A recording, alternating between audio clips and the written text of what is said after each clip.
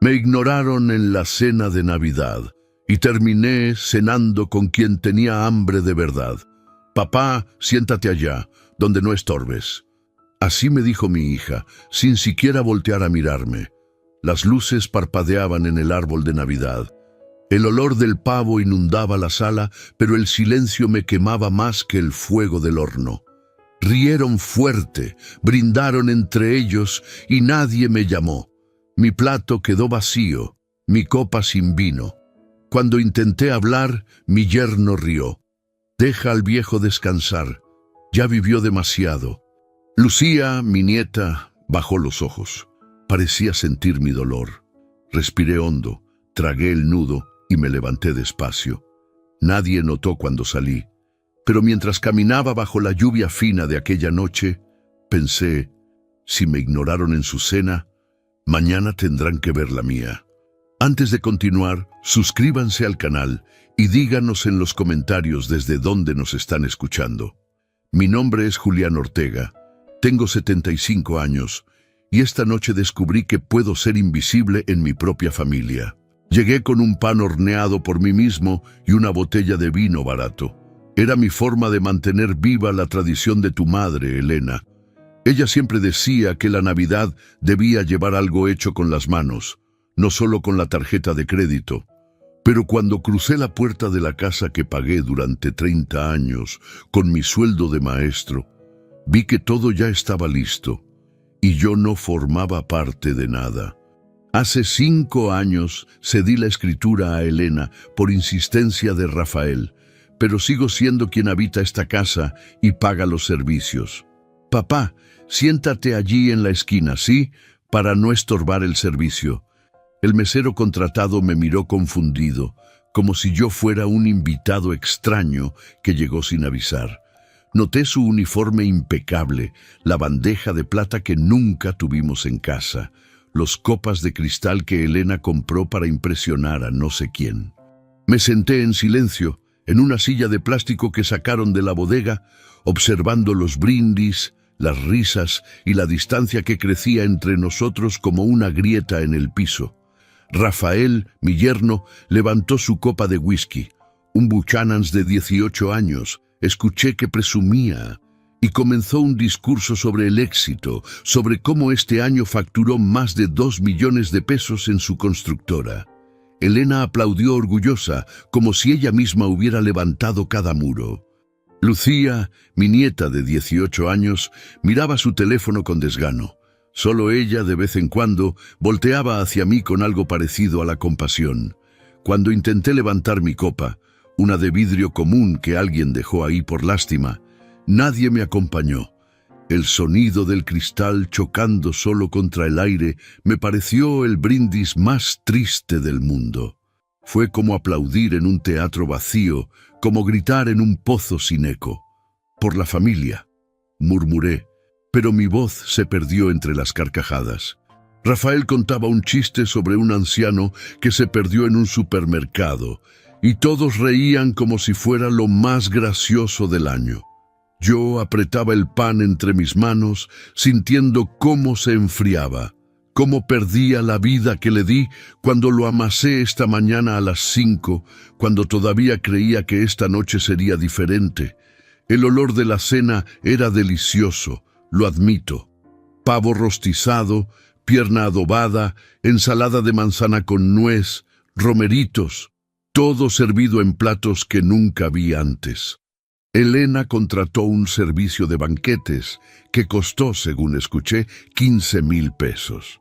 15,000 pesos por una cena donde el padre de la anfitriona comía solo, en una esquina, sin que nadie le pasara ni la sal.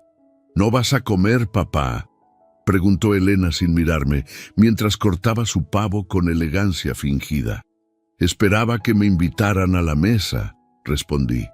¿Estás en la mesa, papá? No exageres. Rafael soltó una carcajada. Es que don Julián es de otra época, Elena, de cuando se comía en la cocina con tortillas recalentadas. Las palabras me golpearon como piedras, no porque fueran mentira, sino porque eran verdad. Sí, comí muchas veces en la cocina. Sí, calenté tortillas en el comal mientras tu madre preparaba frijoles. Y con eso, Elena, te di educación, ropa, techo.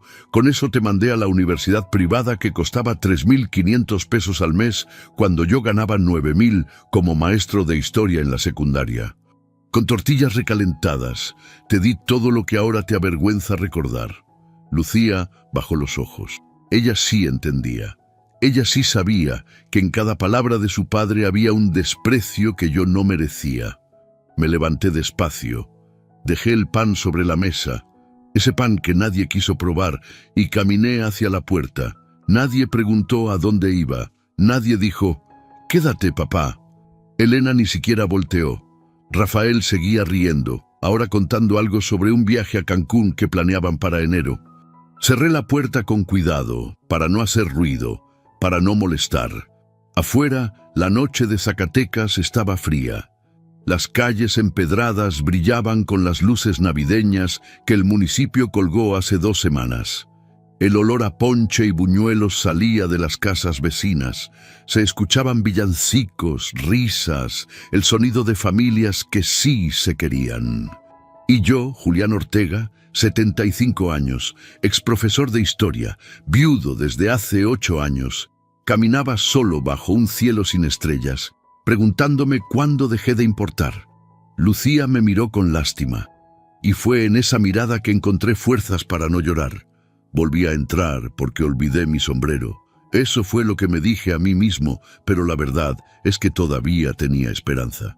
Esperanza de que alguien preguntara por qué me fui, de que Lucía saliera corriendo detrás de mí, de que Elena recordara quién le enseñó a andar en bicicleta en este mismo patio donde ahora estacionan 2 camionetas del año. Pero cuando abrí la puerta, nadie había notado mi ausencia. Seguían comiendo, riendo, brindando. El mesero servía el postre, un pay de manzana que costó quién sabe cuántos pesos, mientras Rafael contaba una anécdota sobre un socio que perdió $500,000 pesos en una mala inversión. Todos reían con esa risa cruel de quien disfruta la desgracia ajena. Tomé mi sombrero del perchero, pero antes de irme otra vez, miré el pan. Ahí estaba, intacto, en el centro de la mesa. Todavía tibio, todavía esponjoso, todavía ignorado. Lo horneé con harina que compré con mi pensión de 6.200 pesos mensuales. Le puse pasas, nuez, canela. Amasé durante 1 hora con estas manos de 75 años que tiemblan cada vez más. Lo envolví en una servilleta bordada que tu madre hizo hace 30 años, Elena, cuando todavía sabíamos lo que era el cariño. Lo tomé con cuidado y me acerqué a la mesa. Hice este pan pensando en ustedes, dije, con la voz más firme que pude encontrar. Elena levantó la vista apenas un segundo. No necesitamos, papá. El buffet ya está completo. Además, el postre ya lo sirvieron. Pero es tradición, insistí. Tu madre siempre decía que la Navidad sin pan casero no era Navidad. Rafael soltó una carcajada que resonó en toda la sala. Déjalo, viejo, es costumbre del rancho, aquí ya no estamos en tu época. Las risas explotaron. Elena se tapó la boca, pero sus ojos brillaban de diversión. Hasta el mesero sonrió incómodo, sin saber si debía reír o seguir sirviendo. Solo Lucía mantuvo el rostro serio, con los ojos fijos en su plato, como si quisiera desaparecer. «Del rancho», repetí en voz baja, sintiendo cómo cada letra me cortaba por dentro. Sí, crecí en un rancho, en Santa Rita, a 40 kilómetros de aquí, en una casa de adobe donde no había luz eléctrica hasta que cumplí 12 años. Aprendí a leer con la luz de una vela de sebo. Estudié la preparatoria caminando 8 kilómetros diarios. Pagué mi carrera de maestro trabajando de ayudante en una herrería donde ganaba 18 pesos a la semana. Y con todo eso, con ese orgullo del rancho que tanto te avergüenza ahora, Elena, te di la vida que tienes, la casa, la escuela, los vestidos, las clases de piano que pediste a los 15 años y que costaban 200 pesos al mes cuando apenas me alcanzaba para la comida. Pero eso ya no importa, ¿verdad? Papá, no te ofendas, dijo Elena con esa voz falsa que usa cuando quiere parecer amable. Es que ya estamos satisfechos. Guarda el pan para mañana. Para mañana, repetí. Bajé la mirada hacia ese pan que había hecho con tanto amor, con tanta ilusión. Las pasas brillaban en la superficie.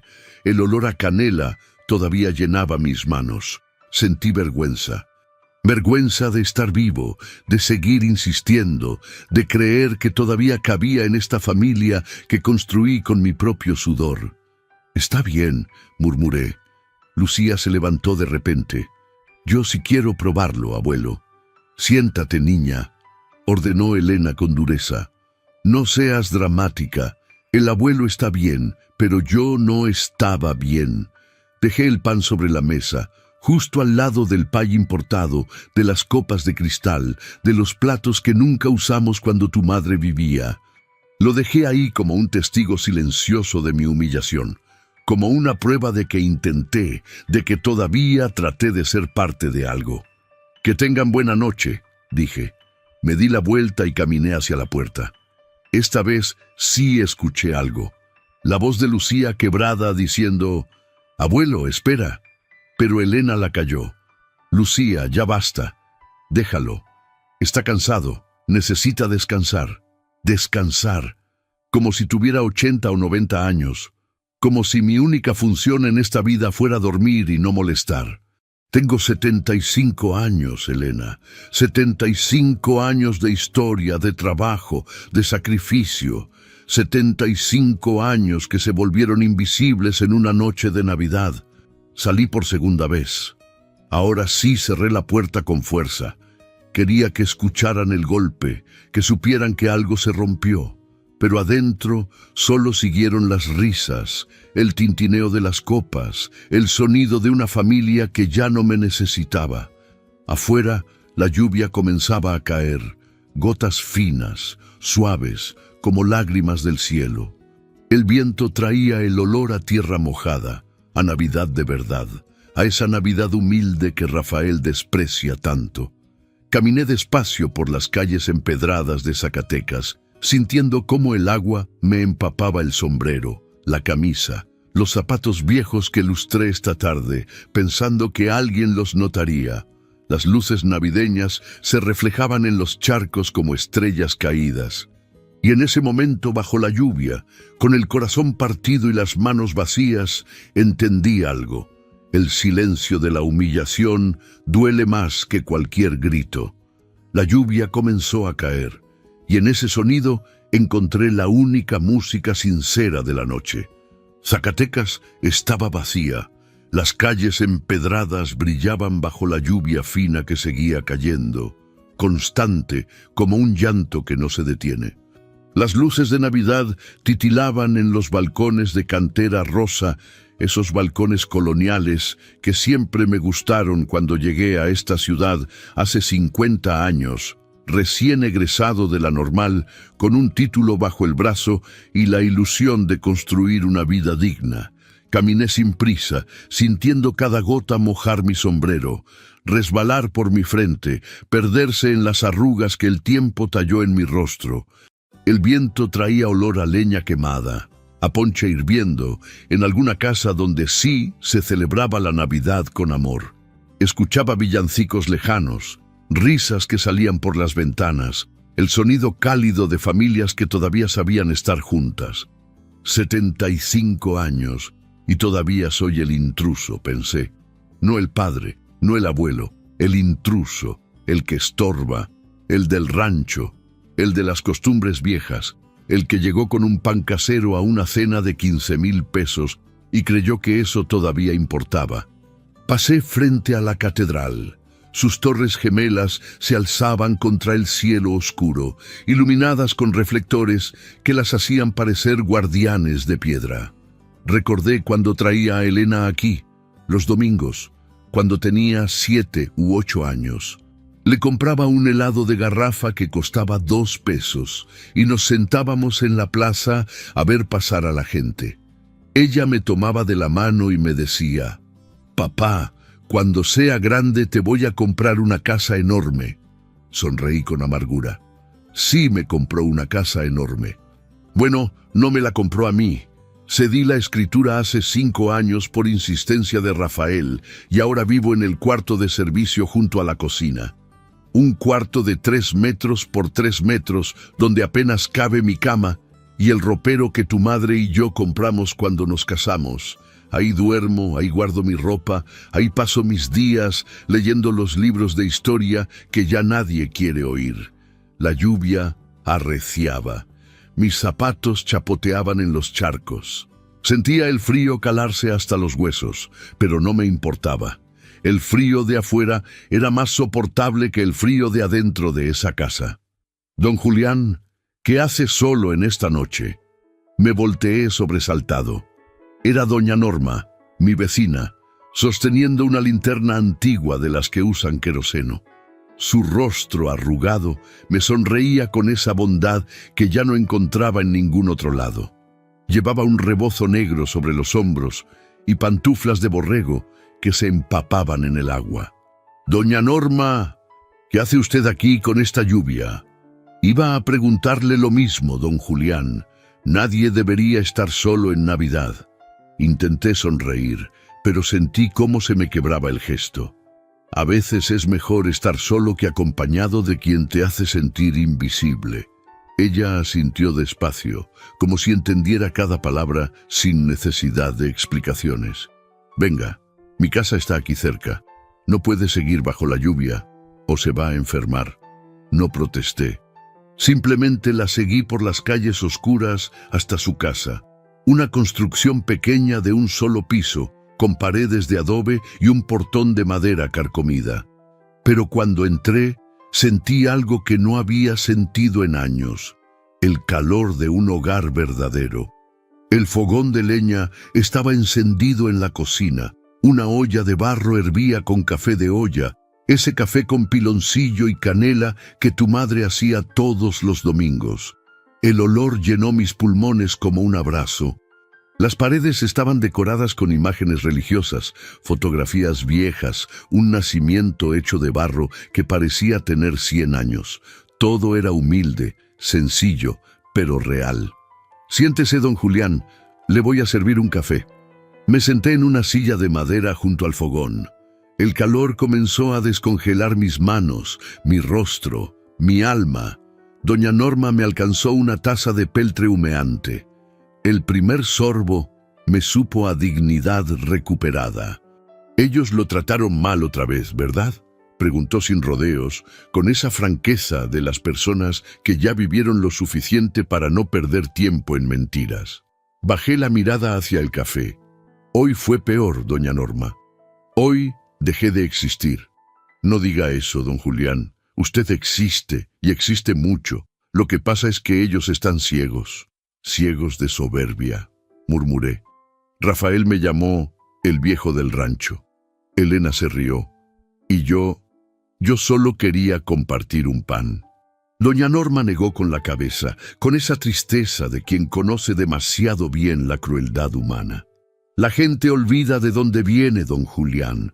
Olvida quién los levantó, quién se desveló por ellos, quién sacrificó sus sueños para que ellos cumplieran los suyos». «Sacrifiqué todos», dije, y la voz se me quebró. «Vendí mi terreno en el rancho para pagar la universidad de Elena. Era un terreno de 2 hectáreas que mi padre me dejó, lo único que tenía de herencia. Lo vendí en 280,000 pesos hace 25 años. Con eso, más clases particulares y un par de préstamos, pagué 5 años de colegiatura, libros, pasajes, todo. Y ahora ella se avergüenza de mí». El silencio llenó la cocina. Solo se escuchaba el crepitar de la leña y el tamboreo de la lluvia en el techo de lámina. Doña Norma puso su mano arrugada sobre la mía. «Escuche, don Julián.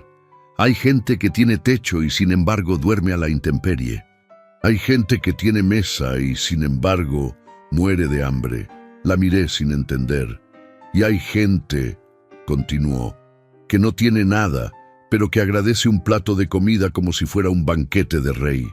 Sus palabras flotaron en el aire tibio de la cocina. Miré el reloj de pared, las 11:15 de la noche. Todavía era Navidad. Todavía había tiempo. Murmuré, casi sin darme cuenta. Todavía es Navidad, pero el mío solo va a comenzar ahora. Miré el reloj y murmuré.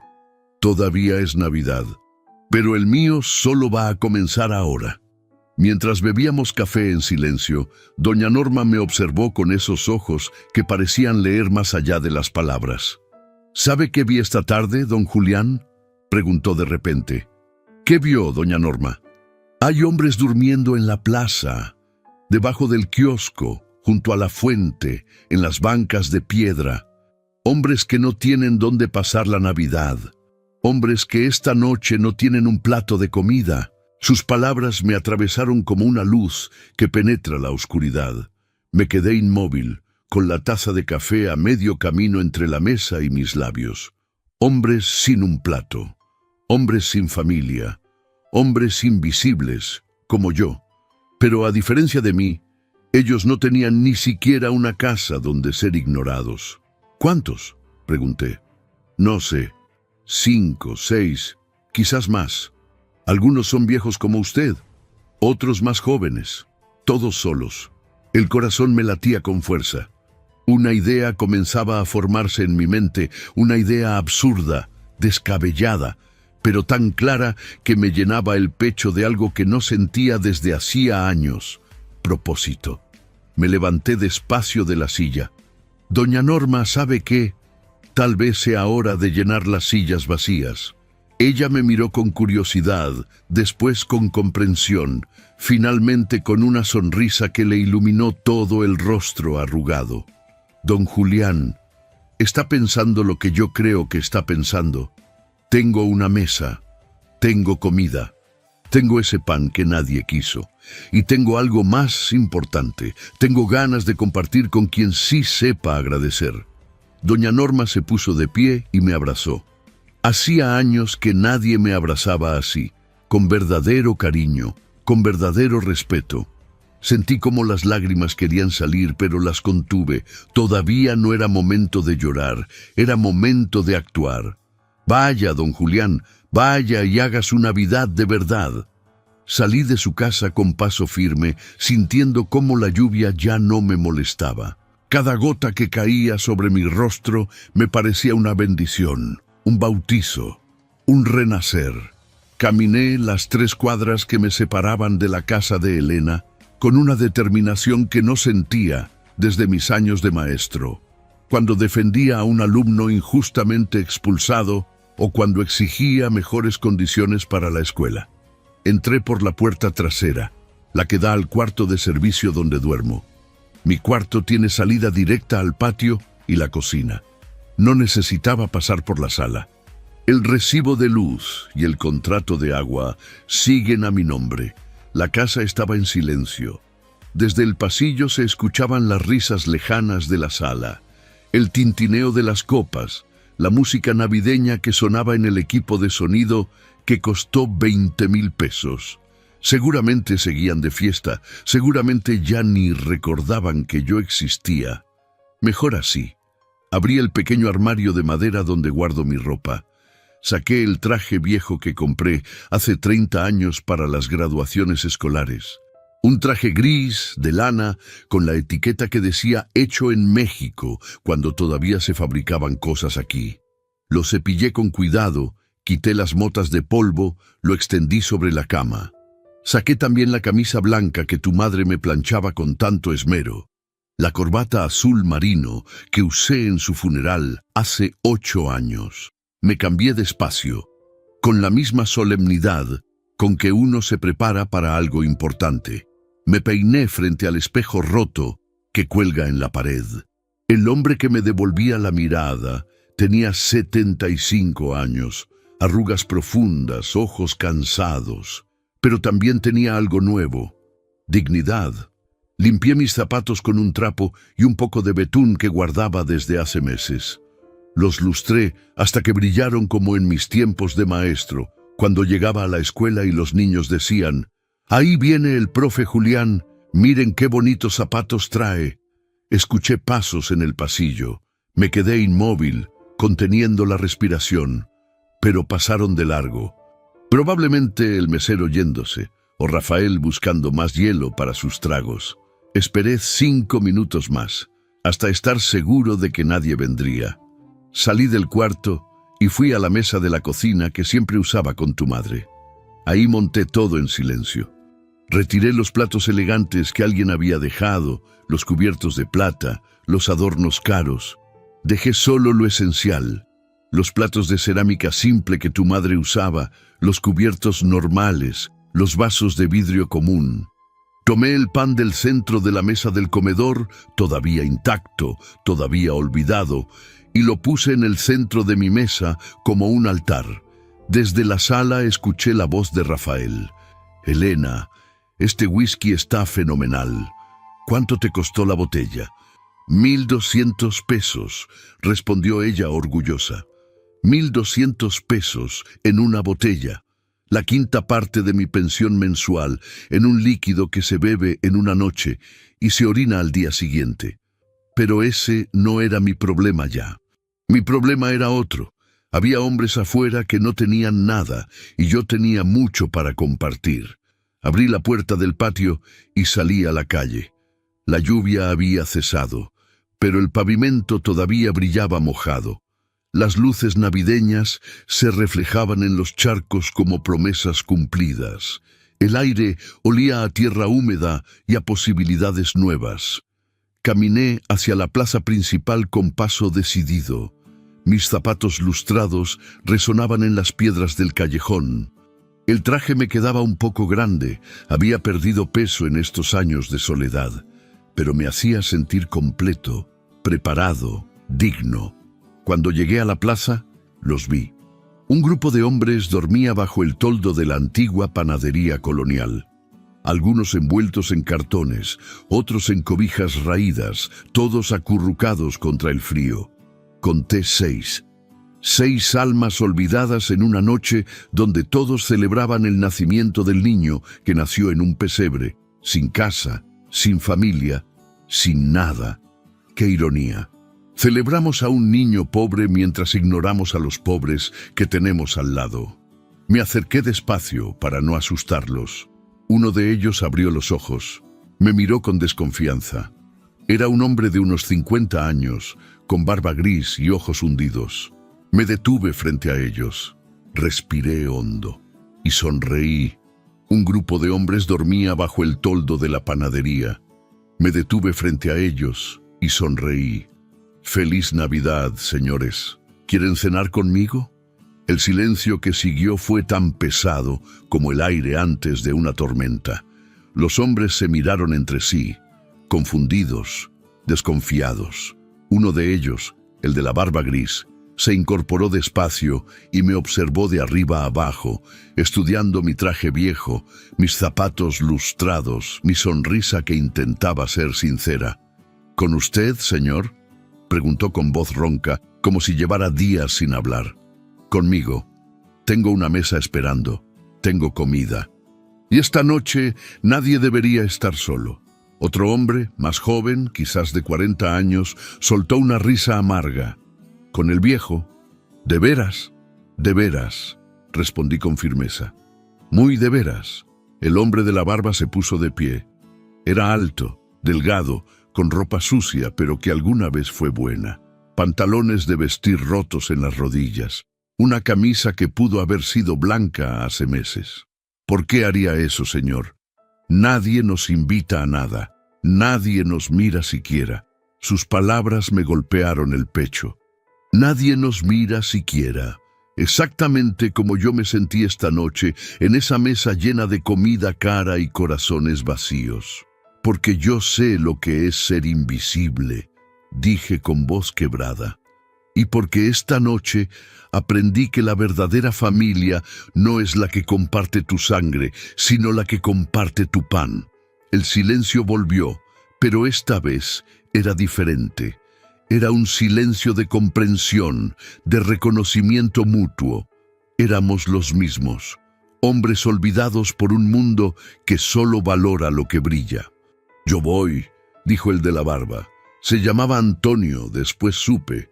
Tenía 52 años y había perdido su trabajo de carpintero hace 3 años cuando la fábrica cerró. Nunca pudo recuperarse. Yo también, dijo otro, un señor de unos 60 años con lentes rotos. Se llamaba Esteban. Había sido contador hasta que una enfermedad le arrebató todo: trabajo, casa, familia. Uno a uno, los 6 hombres se levantaron. Sacudieron sus cobijas, acomodaron sus ropas raídas, me miraron con una mezcla de incredulidad y esperanza. Nadie preguntó si era una broma. Nadie desconfió. En sus ojos había algo más grande que el hambre. Había sed de dignidad. Caminamos en silencio por las calles de Zacatecas. Yo iba adelante, ellos me seguían como una procesión silenciosa de almas rescatadas. Las luces navideñas nos iluminaban el camino. Algunas personas que pasaban nos miraban con extrañeza, otras con desprecio. Una señora se cambió de banqueta al vernos. Un joven murmuró algo sobre vagos cuando pasamos junto a él. Pero yo caminaba con la cabeza en alto. Más alta que cuando llegué a la cena de Elena con mi pan casero. Más alta que cuando me senté en esa silla de plástico. Más alta que nunca. Llegamos a la casa, miré hacia las ventanas de la sala. Las luces seguían encendidas, pero las risas habían disminuido. Probablemente ya estaban cansados de tanta farsa. Entramos por el patio trasero, la puerta de mi cuarto. Nadie invadía la sala. Era mi área, mi cocina, mi mesa. Los hombres se detuvieron al ver la mesa. Sus ojos se abrieron con asombro. No era nada del otro mundo. Solo una mesa de madera con platos sencillos, el pan en el centro, algunas sobras que rescaté de la cocina, un poco de pierna de cerdo que sobró, arroz, frijoles refritos, tortillas. Nada elegante, nada caro, pero era comida hecha con las manos, servida con el corazón. «Pasen, señores, siéntense», dije señalando las sillas. Entraron despacio, con pasos tímidos, como si temieran romper algo sagrado. Se sentaron uno a uno, con una reverencia que me partió el alma. Antonio se limpió las lágrimas con el dorso de la mano sucia. Esteban murmuró un «Dios lo bendiga», casi inaudible. Los otros simplemente miraban el pan como si fuera un milagro. «Esta comida no es grande», dije, sintiendo cómo la voz se me quebraba, «pero es de corazón entero. Y esta noche ustedes son mi familia». Tomé el pan y lo partí. El sonido del pan al romperse llenó el silencio como una oración. Les serví a cada uno un pedazo. Después les pasé los platos con la comida. Nada sobraba, pero alcanzaba. Siempre alcanza cuando se comparte con amor. Antonio tomó el primer bocado del pan. Cerró los ojos. Una lágrima rodó por su mejilla barbada. «Señor, hace 2 años que no como pan casero, desde que murió mi madre». Esteban mordió su trozo y asintió despacio. «Sabe a hogar, sabe a cuando todavía importábamos». El más joven del grupo, un muchacho de apenas 30 años llamado Héctor, comenzó a llorar abiertamente. No intentó esconderlo, solo dejó que las lágrimas cayeran mientras comía como si cada bocado fuera el último. «¿Por qué lloras, hijo?», le pregunté con suavidad. «Porque alguien nos ve, señor. Porque esta noche alguien recuerda que existimos». Sus palabras me destrozaron y me sanaron al mismo tiempo. Me senté a la cabecera de la mesa en mi lugar, en el lugar que me correspondía. No en una esquina, no en una silla de plástico, en mi lugar de padre, de abuelo, de maestro, de hombre. La casa parecía otra. Ya no era ese mausoleo frío de muebles caros y corazones de hielo. Era un hogar vivo, caliente, con voces que agradecían, con risas humildes, con el sonido de cubiertos que tocaban platos sin pretensiones. «Coman todo lo que quieran», dije. «Aquí nadie es intruso. Aquí todos son bienvenidos». Comieron despacio, saboreando cada bocado como si fuera un tesoro. Se pasaban los platos con cortesía, se servían agua unos a otros, compartían las tortillas. No había prisa, no había competencia, solo había gratitud. En un momento, Antonio levantó su vaso de agua y dijo: «Por usted, don, ni siquiera sabemos su nombre. Julián. Me llamo Julián Ortega, y no brinden por mí, brinden por todos nosotros, por los que todavía sabemos ver a los demás». Levantaron sus vasos. El sonido fue suave, sincero, puro, nada de cristal fino, solo vidrio común chocando con vidrio común. Pero ese sonido valía más que todos los brindis con Buchanan's de 1,200 pesos, porque ese sonido era real, y en ese instante, finalmente, después de 75 años de dar sin recibir, de amar sin ser amado, de existir sin ser visto, me sentí completo. Doña Norma apareció en la puerta del patio sonriendo. «Ahora sí, Julián, esta es su familia». Doña Norma entró a la cocina llevando una olla de café humeante y una cazuela con arroz, con leche que había preparado en su casa. «Pensé que necesitarían postre», dijo con esa sonrisa que iluminaba toda la habitación. Los hombres la recibieron con aplausos, aplausos sinceros, no de compromiso, aplausos que nacían del agradecimiento puro. Doña Norma sirvió el arroz con leche en tazones despotillados que saqué del fondo de la alacena, esos que Elena ya no usa porque compró unos de porcelana inglesa que costaron 3,000 pesos. «Doña Norma, siéntese con nosotros», le dije, señalando una silla vacía. «Con mucho gusto, don Julián». Se sentó entre Antonio y Esteban, y de inmediato comenzó a conversar con ellos como si los conociera de toda la vida. Así era doña Norma, capaz de ver el alma de las personas más allá de su ropa raída o su olor a calle. Recordé entonces el vino, esa botella barata que llevé a la cena de Elena y que nadie quiso probar. Fui a la cocina y la encontré donde la dejé, junto al fregadero, todavía envuelta en papel de estraza. Un vino tinto de mesa que costó 45 pesos en la tienda de la esquina. Nada comparado con el Buchanan's de 1,200 pesos que Rafael presumía, pero era lo que yo podía pagar con mi pensión. Regresé a la mesa con la botella y varios vasos.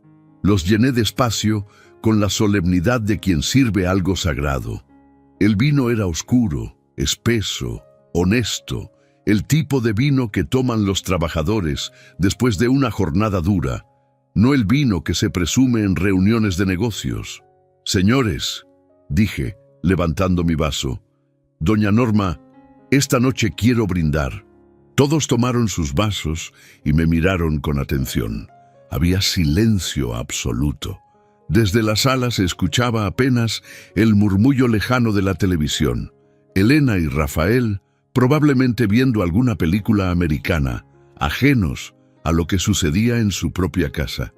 «Quiero brindar», continué sintiendo cómo la emoción me cerraba la garganta, «por todos los que todavía saben agradecer, por los que no han perdido la capacidad de ver al otro, por los que entienden que un pedazo de pan vale más que 1000 palabras bonitas».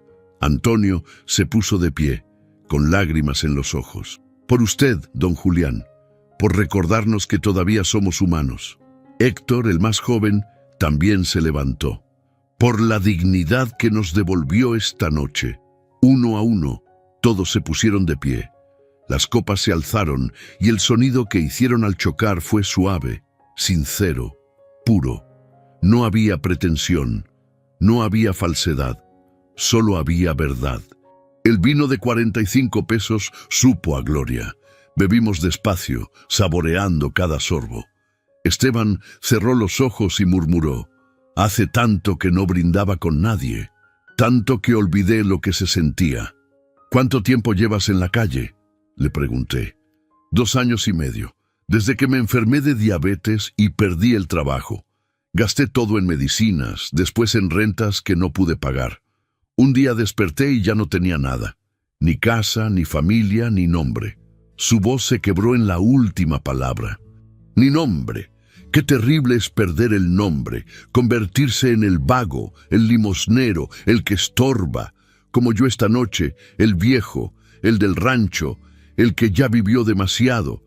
Aquí tienes nombre, Esteban, dije con firmeza, y siempre lo tendrás.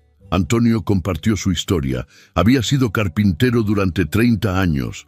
Fabricaba muebles hermosos, de cedro y caoba, muebles que duraban generaciones, pero llegaron los muebles chinos, baratos, desechables. Su taller cerró. Sus ahorros se evaporaron. Su esposa se fue con otro hombre que sí tenía dinero. Sus hijos dejaron de hablarle.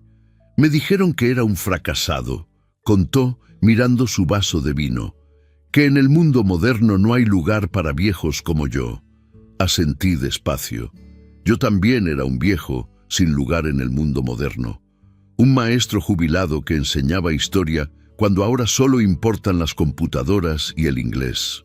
Un padre que crió a su hija con valores de rancho cuando ella quería valores de ciudad. Un abuelo que hacía pan casero cuando su familia prefería el catering de 15,000 pesos. El mundo está equivocado, dije. No son ustedes los que sobran. Es el mundo el que perdió el rumbo. Doña Norma sirvió más café. El aroma llenó la cocina, mezclándose con el olor del pan, del vino, de la humanidad compartida. Conversamos durante horas. Cada uno contó su historia. Héctor había estudiado arquitectura, pero nunca se tituló, porque tuvo que trabajar para mantener a su madre enferma. Cuando ella murió, él se derrumbó.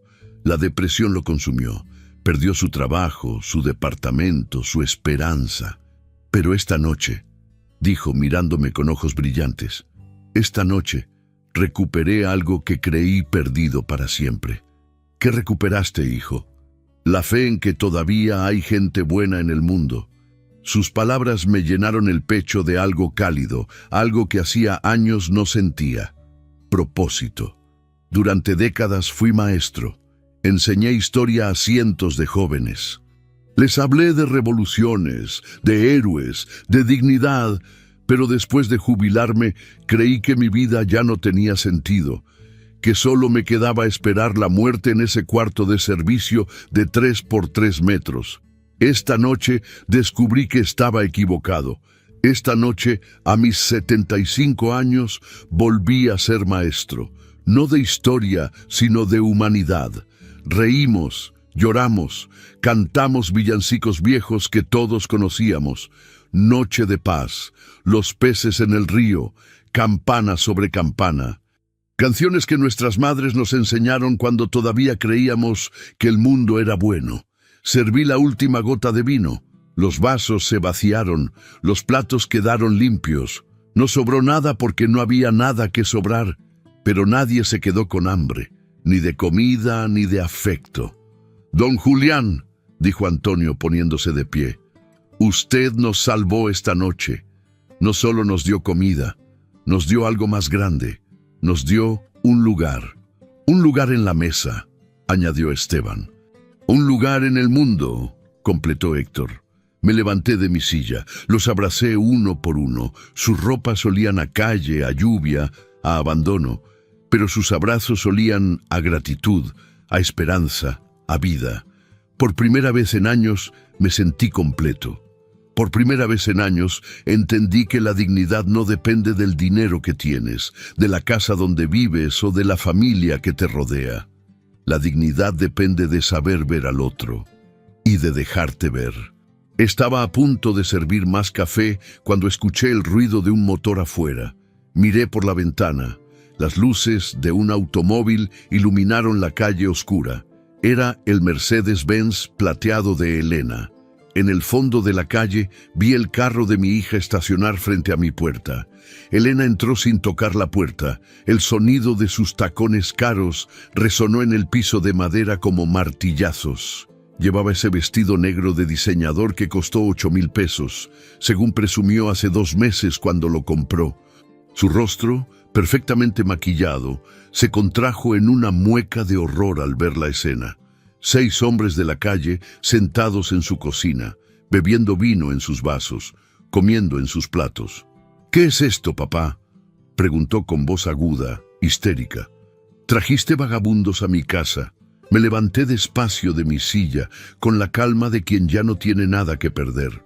«No son vagabundos, Elena, son personas. Y sí, los invité a cenar. Estás loco. Pueden robarnos, pueden enfermarnos, pueden... ¡Ay, pueden qué! La interrumpí sintiendo cómo la voz se me endurecía. Pueden hacerme sentir invisible, pueden humillarme en mi propia mesa, pueden rechazar mi pan. Eso ya lo hiciste tú. Los hombres se pusieron de pie, incómodos, listos para irse. Antonio murmuró: «Don Julián, mejor nos vamos. No queremos causar problemas». «Siéntense», ordené con firmeza. «Nadie se va. Esta también es mi casa, aunque viva en el cuarto de servicio». Rafael apareció detrás de Elena con su camisa de marca entreabierta y un vaso de whisky en la mano. Su rostro enrojecido por el alcohol se torció en una mueca de desprecio. «¿Qué demonios pasa aquí? Elena, tu padre perdió la cabeza». Caminó hacia la mesa tambaleándose ligeramente, observando a los hombres con asco evidente. «Mira nada más. El viejo del rancho trajo a sus amigos. ¿Qué sigue, papá? ¿Una fiesta con los pepenadores?» Los hombres bajaron la mirada, avergonzados. Esteban comenzó a levantarse de nuevo, pero yo alcé la mano deteniéndolos. «Siéntense», repetí. Después me volví hacia Rafael, mirándolo directamente a los ojos. «Sí, hijo, traje gente que todavía sabe decir gracias, gente que no se burla de un viejo por venir del rancho, gente que aprecia un pedazo de pan más que ustedes, aprecian sus botellas de 1,200 pesos». «¡Enloqueció!», gritó Rafael. «Elena, tu padre enloqueció. Hay que internarlo, hay que...» «¡Cállate!», le grité, y mi voz resonó en toda la casa con una fuerza que no sabía que todavía tenía. El silencio cayó como una losa.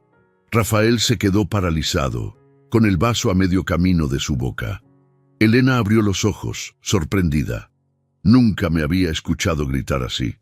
«He guardado silencio durante años», continué, sintiendo cómo 75 años de frustraciones salían de mi pecho. «He aceptado tus burlas, Rafael. He soportado tu desprecio. He vivido en un cuarto de 3x3 mientras ustedes duermen en una recámara de 50 metros cuadrados. He comido sobras mientras ustedes cenan con catering de 15,000 pesos. He sido invisible en mi propia familia. Pero esta noche, esta maldita Navidad, me cansé».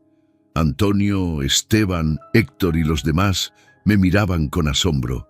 Doña Norma sonreía con orgullo. Elena permanecía inmóvil junto a la puerta, con el rostro descompuesto.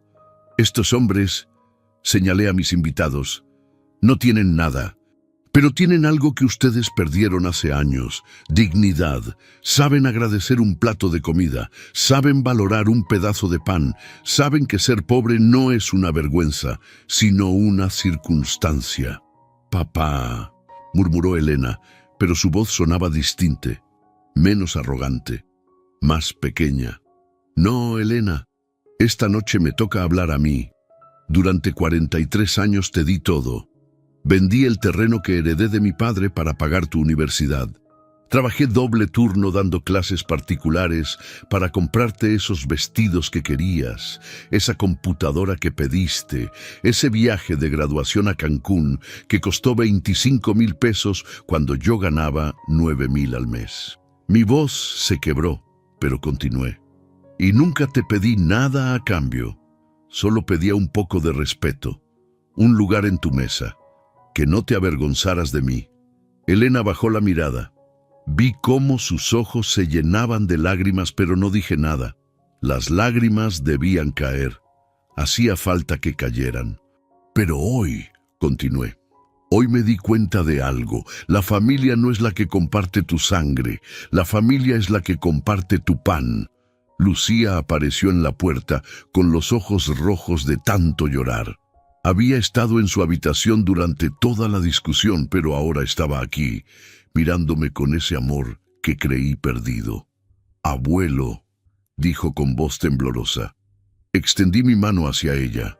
«Ven, hija, todavía hay un lugar para ti». Lucía miró a su madre, buscando permiso. Elena abrió la boca para protestar, pero no salió ningún sonido. Lucía caminó despacio hacia mí, esquivando a su padre, ignorando la mirada de hielo de su madre. Se sentó en la silla vacía junto a mí, entre los desconocidos, entre los olvidados. «Perdóname, abuelo», susurró. «Debí defenderte esta noche. No te preocupes, niña. Lo importante es que estás aquí ahora». Tomé el último pedazo de pan, lo partí por la mitad, le di una parte a ella. Lucía lo mordió con los ojos cerrados, dejando que las lágrimas rodaran libremente por sus mejillas. Elena observaba la escena desde la puerta. Su rostro perfecto, su maquillaje impecable, su vestido caro, todo tan perfecto por fuera, todo tan vacío por dentro. Vi cómo sus hombros se hundían, cómo su cabeza se bajaba lentamente, como si finalmente entendiera el peso de lo que había hecho. Rafael murmuró algo sobre locura y salió dando un portazo.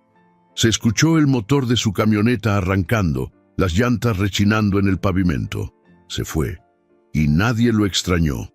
El silencio llenó la cocina, un silencio pesado, lleno de palabras no dichas, de perdones pendientes, de puentes rotos que tal vez podían reconstruirse o tal vez no. Fue Antonio quien lo rompió. Se levantó despacio, carraspeó y comenzó a cantar con voz ronca pero firme. Noche de paz, noche de amor, todo duerme en derredor. Uno a uno, los demás se unieron.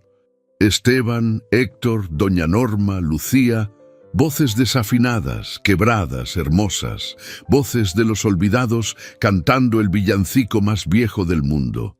Yo también canté, sintiendo cómo mi voz temblaba, cómo las lágrimas finalmente salían después de años de contenerlas. Elena permanecía en la puerta inmóvil, llorando en silencio. Y mientras cantábamos, mientras las voces llenaban esa casa que alguna vez fue un hogar, entendí algo. Esta era la Navidad que siempre debió ser. Uno de los hombres cantó bajito una canción de Navidad, y nadie se atrevió a interrumpir.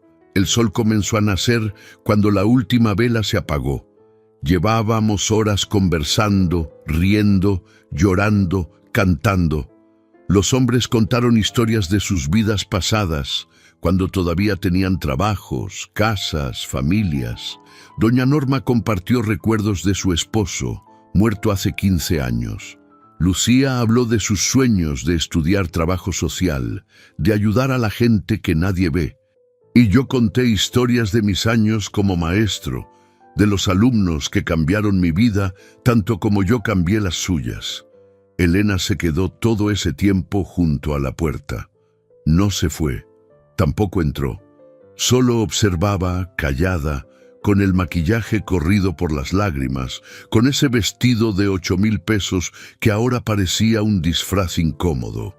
La mesa estaba vacía de comida, pero llena de algo más valioso. Estaba llena de alma. Los platos, aunque baratos, habían servido un banquete de dignidad. Los vasos de vidrio común habían contenido el vino más sagrado que existe, el vino de la gratitud compartida. El pan que nadie quiso en la cena elegante se había convertido en el centro de una comunión verdadera. «Don Julián», dijo Antonio, poniéndose de pie cuando vio la luz del alba entrando por la ventana. «Debemos irnos ya. Le agradecemos esta noche. Nunca la olvidaremos». «No tienen que irse todavía», respondí, aunque sabía que sí debían hacerlo. El mundo de afuera seguía siendo cruel con ellos, seguía siendo un lugar donde no cabían. «Sí debemos, don Julián, pero nos llevamos algo que no teníamos cuando llegamos. Nos llevamos la certeza de que todavía somos humanos, de que todavía importamos». Los 6 hombres se formaron en fila y me abrazaron uno por uno. Abrazos largos, apretados, sinceros. Abrazos que olían a sudor y a dignidad recuperada. Doña Norma les dio bendiciones. Lucía les dio las sobras que quedaban envueltas en papel de aluminio. Yo les di los pocos billetes que tenía en mi cartera. 120 pesos en total, 20 para cada uno. No era nada, pero era todo lo que tenía. Vuelvan cuando quieran, les dije. Siempre habrá un lugar en esta mesa para ustedes. Lo sabemos, don Julián, y eso vale más que todo el dinero del mundo. Salieron en silencio, desapareciendo en las calles de Zacatecas que comenzaban a despertar. Los vi alejarse por la ventana, caminando con la espalda un poco más recta que cuando llegaron. Les había dado tan poco, pero había sido suficiente. A veces un pedazo de pan y una mirada de respeto son más poderosos que 1000 palabras bonitas. Elena seguía junto a la puerta. Nos miramos. Sus ojos estaban hinchados, su rostro descompuesto. Ya no era la mujer arrogante que me sentenció a la esquina de la mesa. Era solo mi hija, perdida, quebrada, finalmente consciente de lo que había perdido. «Papá», comenzó con voz temblorosa. Alcé mi mano deteniéndola. «No, Elena, no esta noche. Las palabras se las lleva el viento. Los actos quedan grabados en piedra. Pero tú me enseñaste algo importante esta Navidad. Me enseñaste que puedo sobrevivir sin tu amor, que puedo encontrar familia donde menos lo espero, que mi dignidad no depende de ti». Sus labios temblaron. «¿Me estás echando?» «No. Desde que te cedí la escritura, la casa quedó a tu nombre, Elena, pero yo sigo siendo residente aquí. Y hoy entendí que estar bajo el mismo techo no nos hace familia. Lo que nos hace familia es compartir el pan, no el espacio». Elena rompió a llorar abiertamente, con sollozos que le sacudían todo el cuerpo. Se dejó caer en el sillón, cubriéndose el rostro con las manos. Lucía se acercó a ella, dudando entre consolarla o quedarse conmigo. «Ve con tu madre», le dije suavemente. «Ella te necesita ahora». Lucía me abrazó fuerte. «Abuelo, ¿puedo venir el próximo año? ¿Puedo estar en tu cena de Navidad?» Sonreí, acariciando su cabello. «Si todavía tengo pan, siempre habrá mesa, y siempre habrá un lugar para ti. Te amo, abuelo. Y yo a ti, niña». Lucía fue con su madre. Elena la abrazó como una náufraga abraza un madero en medio del océano. Las vi llorar juntas, y por un momento sentí compasión, pero no era el momento del perdón. El perdón, si llegaba, debía ganarse con tiempo y con acciones, no con lágrimas de una sola noche. Doña Norma se levantó, recogiendo las últimas tazas. «Don Julián, ayudo a lavar los platos y me voy». «No, doña Norma, déjelos. Los lavaré después. Usted ya hizo suficiente». «¿Suficiente?» Apenas ayudé. «Usted fue quien hizo el milagro». «No fue un milagro.